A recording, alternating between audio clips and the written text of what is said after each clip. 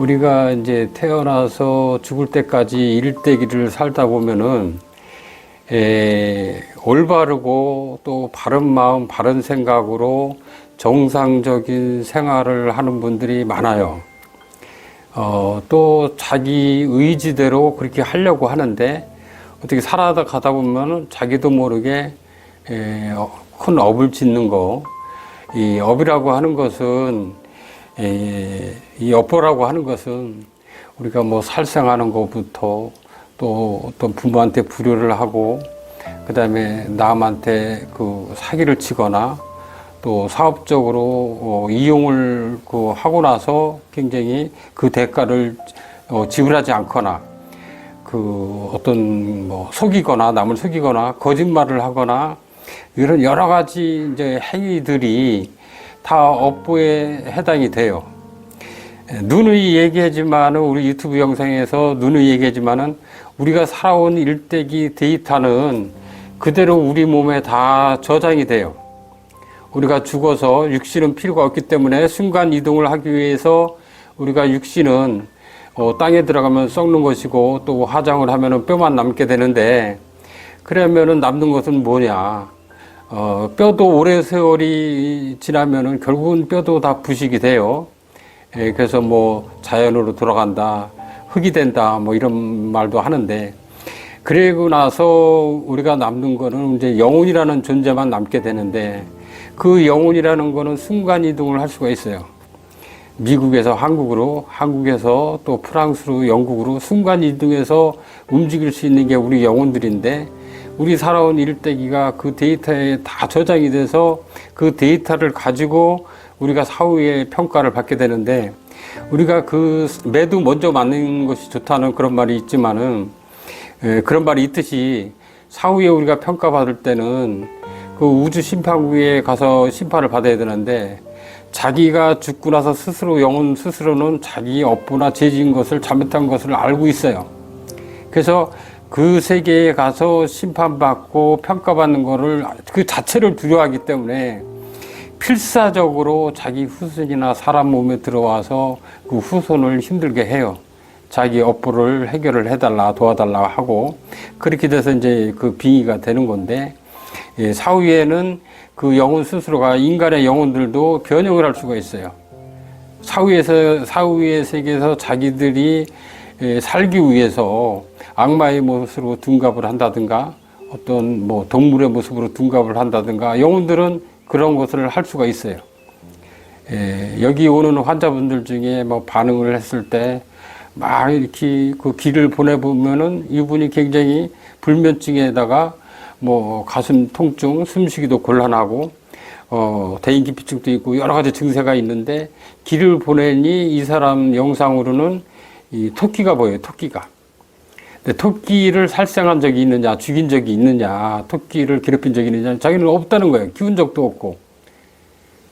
그래서 그럼 원래 모습으로 돌아가라 하면 웬만해서는 돌아가지 않는데 그 토끼가 이 진실의 기운, 우주의 기운, 선화도의 기운이 들어가면은 그 토끼의 모습으로 나타나는 것이 순간 이게 변합니다.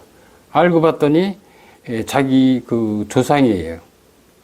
조상의 얼굴로 변하면서 굉장히 그 업보가 많은 그런 조상인데 그 살아있을 때 당시 남한테 험담한 말도 많이 하고 이간질도 많이 시키고 또 집안 싸움도 많이 일으키고 분란을 많이 일으켰던 사람이에요. 그래서 토끼로 둔갑을 한 거예요.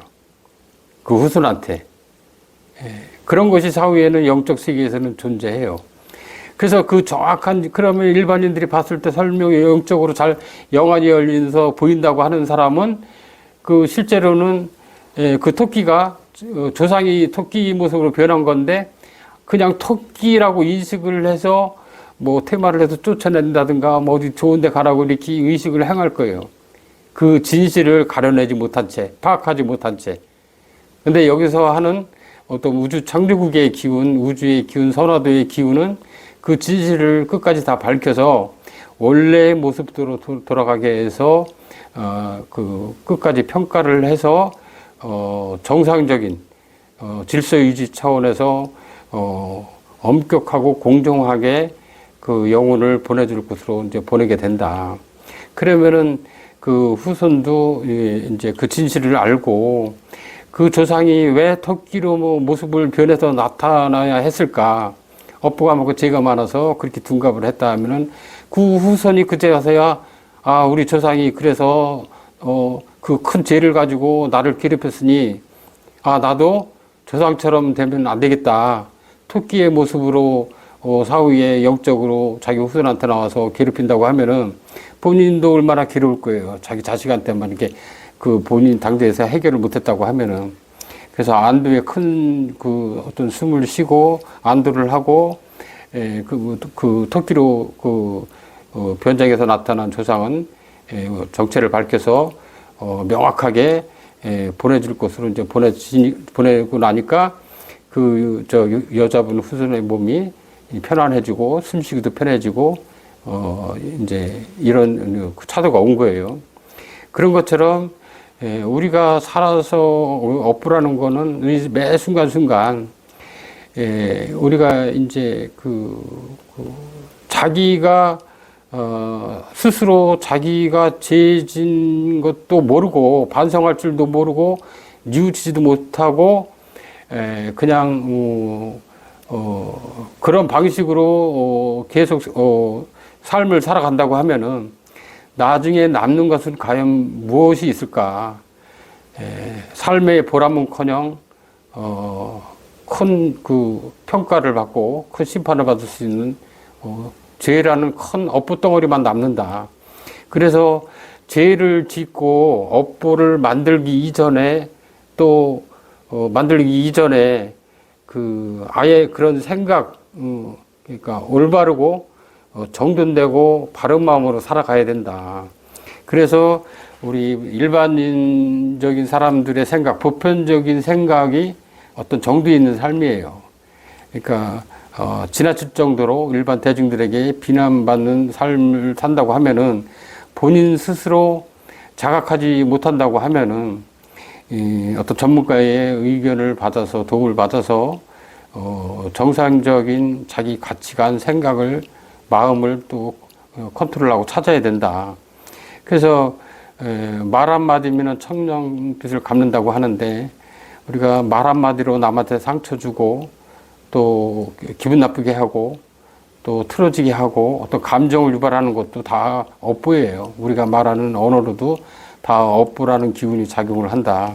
그래서 바른 생각, 바른 마음으로 올바른 마음으로 살아가야 자기가 죽을 때, 내가 죽을 때 아름다운 그 사후세계의 삶을 맞이해야 하는 것이지 우리가 종교가 없고 또 평범하게 그 세상을 산다고 한 사람들도 결국은 죽음 직전에는 또 죽음에 대한 공포, 두려움이 밀려오기 때문에 굉장히 사후 세계는 굉장히 실제적으로도 그렇고 만만치가 않아요. 그래서 올바른 삶을 사는 것이 목표다. 삶의 보람을 가져가는 것이 어떤 삶이란 무엇인가에 대한 정의를 내릴 수 있다고 봅니다.